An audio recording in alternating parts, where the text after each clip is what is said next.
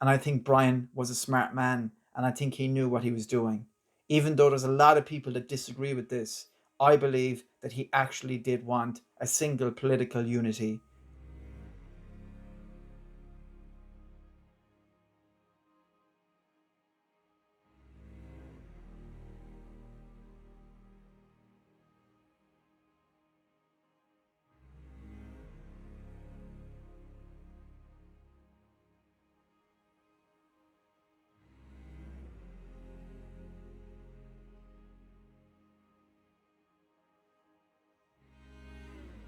Welcome back, everyone. This is Bertie Brosnan Films, and this is episode 5 of the Brian Boru Series, Emperor of the Gael.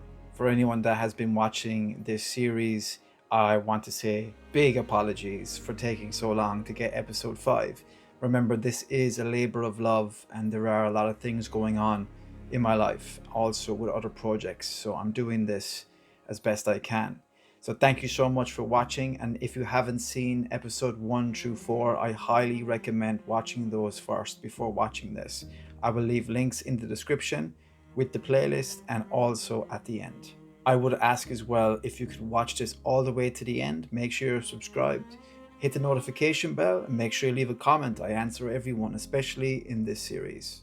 So in the last episode, we deal with the tragic and treacherous killing of Mahon, Brian's older brother, who was the King of Munster. He was treacherously killed by other Gaelic kings in alliance with the Norse King of Limerick, Ivar. And now we're going into the period when Brian becomes Dalcassian king and defeats and destroys Norse Limerick. This is from 976 to 977 AD. The Dalcassians found themselves in a remarkable fortunate position, for a son remained who possessed the fortitude and strategic acumen to assume the formidable mantle of kingship. This individual was destined to exact retribution for the transgressions of those who acted with treachery. Brian, with an unwavering resolve, would not allow a moment to be squandered. While it remains uncertain whether Brian was the king of Cashel at this point, during this pivotal juncture, a scenario that appears probably improbable, to be honest, it is beyond doubt that he was unequivocally embraced in the new role for him as king of the Dalcash, the last brother that would have been in line for it. His ascension marked a crucial turning point, signaling a determined effort to restore order and justice to his people after a period of significant upheaval and betrayal. At the Dalcassian crowning point in Mayair, the ancient hallowed ceremonial royal assembly area, a place imbued with centuries of Dalcassian history and tradition, under the watchful gaze of their ancestors, the kings of the Dalcassians were formally recognized, the legitimacy bestowed through a sacred ritual. Central to this rite was the branch from the sacred tree, its verdant leaves whispering tales of the land and its people, binding the new king to his heritage and destiny. The year of 977 marked a huge moment in the rise of Brian Boru, as he initiated meticulously crafted strategy to dismantle those responsible for his brother's death. This calculated move would set in motion a chain of events that not only cemented his growing stature, but also propelled him rapidly through the intricate hierarchical structure of Gaelic Irish nobility. In the eyes of many in Munster, it was widely believed that Malloy had regained his influential position in Cashel as King of Munster. However, whispers were undoubtedly circulating that the killing of Mahon was a grave injustice, and it was evident that Malloy's reign would be short-lived. Brian's immediate focus, however, was on his most immediate adversary, a decision that strongly implicated Ivar in Mahon's death. By this time, Ivar, accompanied by his two sons, had sought refuge on Scattery Island, a remote sanctuary where they found temporary asylum within the monastery walls. Their desperation was palpable. They seemed to possess no real power, not much of a mercenary army, and not many allies to protect them. Brian and his formidable army showed no mercy. They even breached the sanctity of the monastery, entering the sacred grounds and brutally slaughtering Ivar and his sons. This act was widely condemned as deeply sinful in a devoutly Christian land, a flagrant disregard for the ecclesiastical nature of the holy place. Now Limerick City was under Brian Boru's domain. This was a strategic cornerstone of a much grander vision.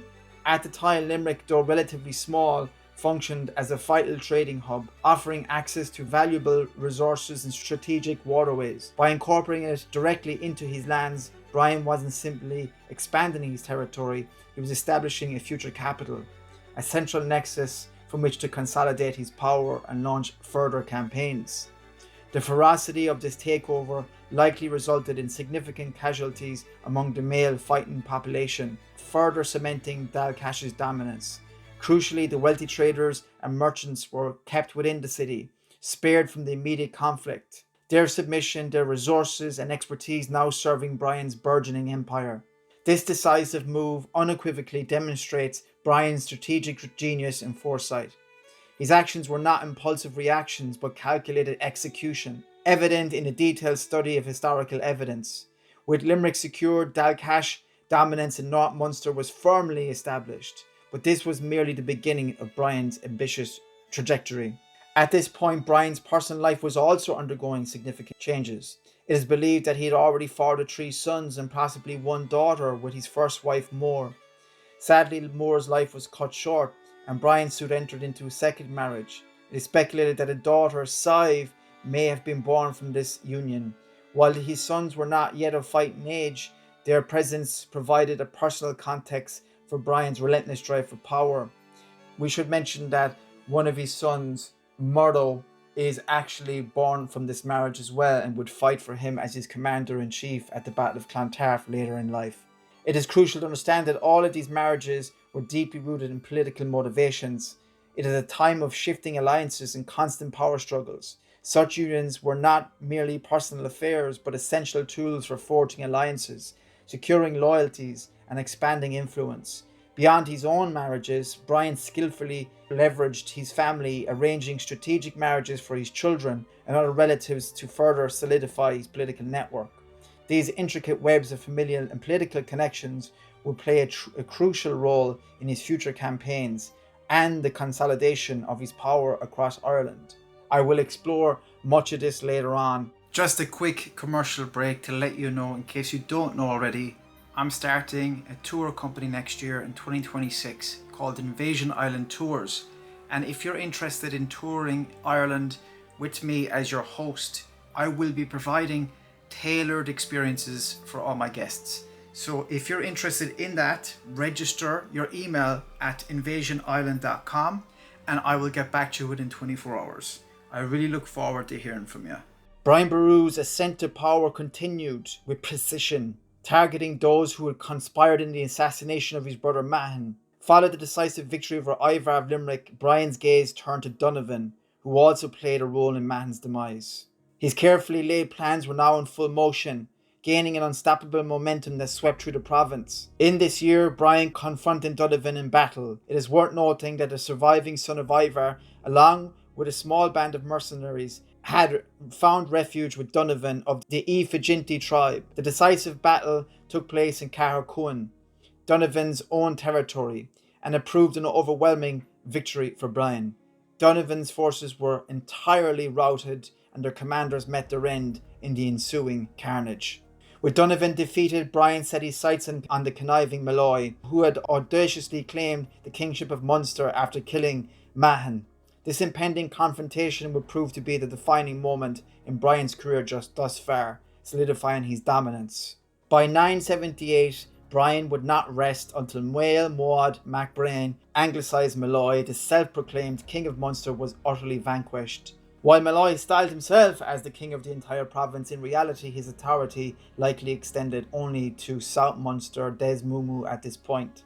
Nevertheless, Brian publicly challenged him.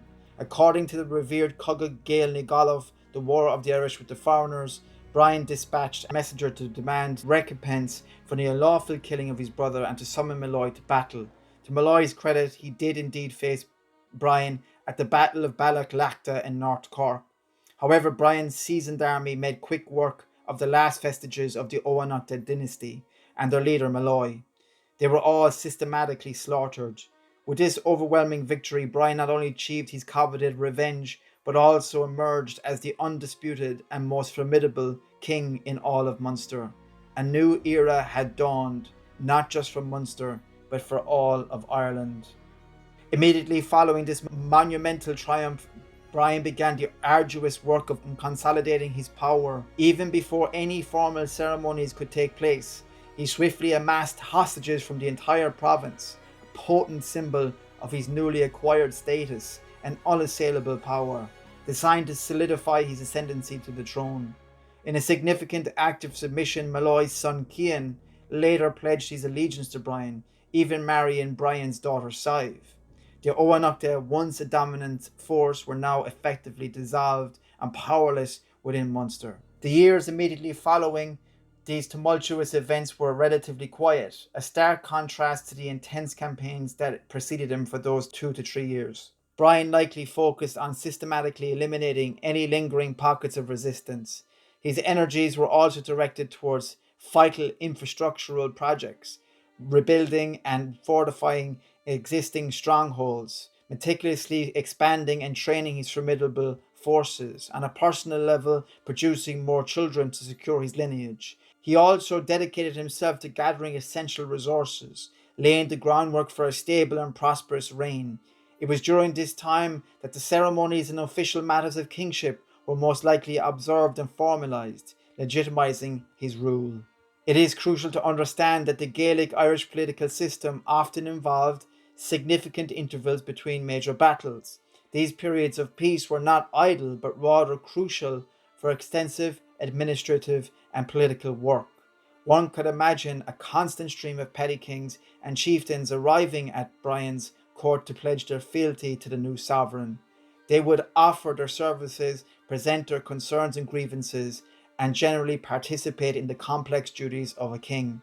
This was a period of intense learning and adaptation for Brian, as he fully embraced the responsibilities, roles, and intricate duties of his new position. Limerick, as a vital trading post and burgeoning city, would have been a significant concern for Brian. Ensuring its complete control was paramount, given its strategic economic importance. He likely sought to integrate new technologies, particularly those relating to shipping and weaponry, to bolster his kingdom's prosperity and defense. Regular meetings with traders, merchants, and other influential figures would have been essential to gather intelligence and hear news from the wider world beyond Ireland's shores, informing his strategic decisions. Furthermore, Brian's older brother Markin was a rising figure in the ecclesiastical world, a relationship of immense importance to Brian. Brian understood the strategic value of fostering the flourishing of the church. He actively supported the rebuilding of monasteries and other damaged ecclesiastical structures, recognizing the church as a powerful ally and a source of legitimacy. Markin, who was approximately 10 years older than Brian, was undoubtedly significant in his influence over Brian. Brian's only surviving brother, their bond would have been exceptionally strong. Markin's own ascent within the church mirrored Brian's political rise at this point. He was likely an abbot at significant monasteries at Holy Island, on Lough Derg, and or to the church at Killaloe. Markin would go on to become a massive figure in the Irish church at the time, up until his death in 1010 AD. Indeed, Brian's illustrious career and eventual death were profoundly intertwined with the church. His burial in Armagh, the ecclesiastical capital of Ireland, underscored this deep connection. There is little doubt that Markin wielded considerable influence over Brian in this regard, a connection potentially strengthened by Brian's own education at the renowned monastery of Inishfallen. Brian is frequently likened to a mini Charlemagne, a comparison often drawn due to his eventual proclamation as Emperor of the Gael and his strong connection to the church.